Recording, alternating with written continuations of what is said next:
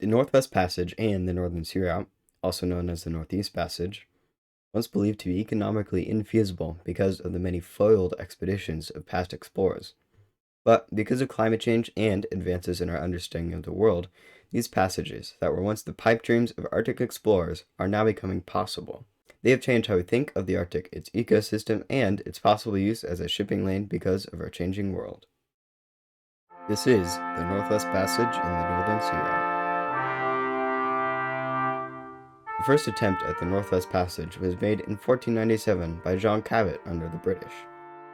While he and his crew thought they had completed the journey, he too, like Christopher Columbus, believed he had reached Asia.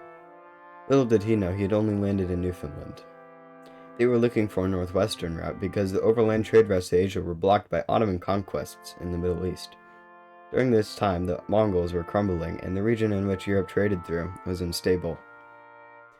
This would fuel the need for a better way to trade with Asia. The Portuguese would sail around the Cape of Good Hope in 1498, and the world, for that matter, in 1521. This would be the start of what we now call the Age of Discovery. While the journey around the Cape of Good Hope was proved possible, it was long and unattractive to reach the East Indies, modern-day Indonesia. But more importantly, at least for this topic, the Dutch explorer Oliver Brunel would be the first to explore the northern sea route for these circumstances. Over time, the idea of a sea route connecting the Atlantic to the Pacific through the Arctic became legendary, as no navigator could complete them by sea. As more expeditions failed to complete the journeys, it was realized that the routes were too treacherous to host any trade. While you mightn't expect this to discourage adventure, the routes had gained so much popularity that the man who would complete them would become famous. This ended up attracting the attention of some of the world's greatest explorers like James Cook, Jacques Cartier, and Sir Francis Drake. Nevertheless, none of these great men would be able to achieve this feat, and it would prove deadly to some.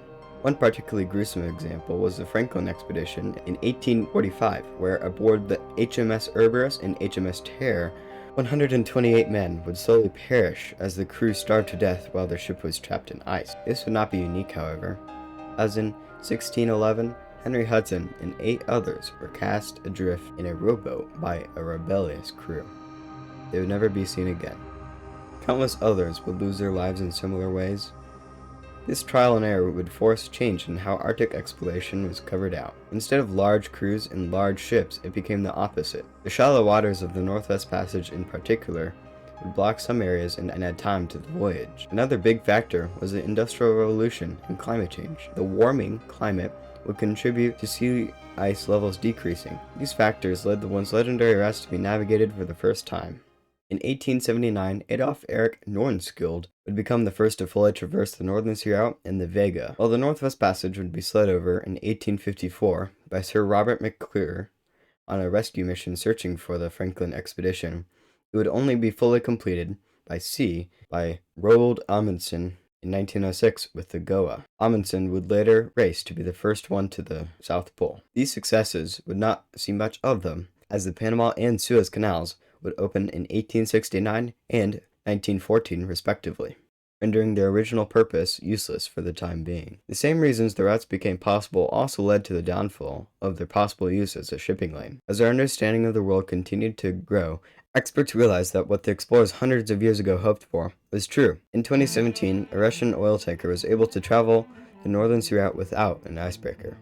It only took 19 days, a huge shortcut compared to the around 48 days it normally takes going through the Suez Canal and Malacca Strait. This saved money on ship fares and fuel used. The same thing goes for the Northwest Passage too. In 2014, a cargo ship used the passage without the need of an icebreaker with similar results. Both sea routes are quicker and cheaper, even compared to the traditional shipping routes. Because of climate change, sea ice in the Arctic is seeing a massive decrease. Ironically, this is creating a better route for the environment when looking at ship traffic alone. Whether or not the infrastructure, people, and oil spills outweigh that with increased traffic is yet to be seen. Russia, who is the main promoter of the Northern Sea Route, has a $110 billion development plan for the Arctic, in which new highways, 2 airports, 15 villages, and several 100,000 new jobs will be created. The Northwest Passage hasn't quite received as much attention as the Northern Sea Route, but it has a growing tourism industry with cruise ships, oversized cargo ships using the route recently.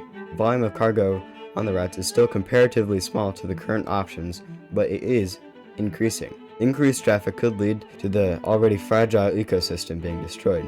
With the area being developed, carbon emissions would be closer to the Arctic, even worsening the loss of sea ice and global warming, and therefore the habitat. The future of the Arctic is changing, for better or for worse. It may not be today, but tomorrow we may see a change in how we get our goods. This would decrease shipping costs for us and see a benefit for those living in the Arctic, but it could also harm the environment and cause economic disaster for the countries that rely on ships passing by. As you can see, the Northwest Passage and the Northern Sea Route have their pros and cons, but in the end, it is the decision on the horizon for the countries that would be impacted by this to decide the future.